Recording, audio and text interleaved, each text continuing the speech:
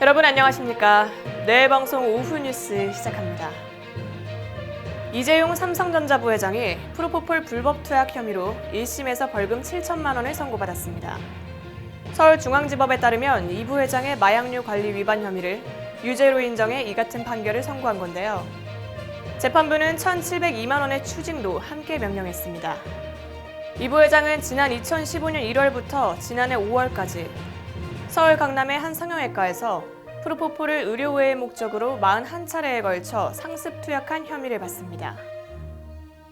최근 각광을 받고 있는 수소 전기차. 앞으로는 운전자가 직접 충전을 할 수 있게 된다는데요.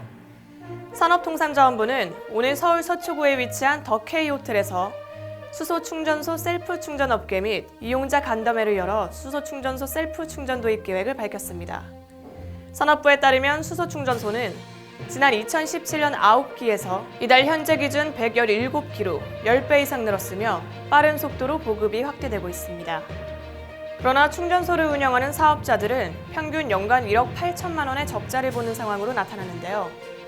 자세한 소식 이지선 기자가 보도합니다. 산업통상자원부는 오늘 서초구에 위치한 더 K 호텔에서 수소 충전소 셀프 충전 업계 및 이용자 간담회를 열고 수소 충전소 셀프 도입을 알렸는데요. 운전자의 편의성 및 충전소 사업자의 운영 부담을 위해 이를 추진키로 결정한 것입니다. 현재는 수소연료 셀프 충전이 금지돼 있어 규제 특례를 적용할 예정인데요. 앞서 정부는 지난 2019년에도 셀프 충전 도입을 위해 고압가스 안전관리법 개정을 추진하는 등의 노력을 해왔습니다. 하지만 해당 연도 5월에 강원 과학단지 수소탱크 폭발 사고가 발생하자 셀프 충전 도입을 미뤄온 것인데요. 산업부 관계자는 미국, 프랑스 등 OECD 21개 국가 중 우리나라를 제외한 20개 국가가 셀프 충전을 허용하고 있다고 설명했습니다. 내 방송 이지선입니다. 다음 소식입니다. 지속적으로 스토킹을 일삼던 20대 남성이 경찰에 구속됐습니다.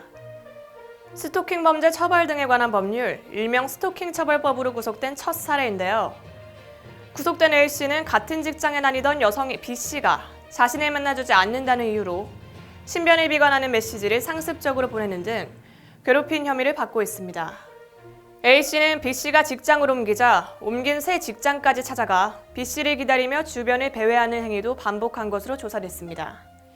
이는 스토킹을 범죄로 명확히 규정하고 가해자를 최대 징역 5년까지 처할 수 있도록 한 스토킹 처벌법이 시행된 지난 21일 이후 적용된 첫 사례에 해당됩니다.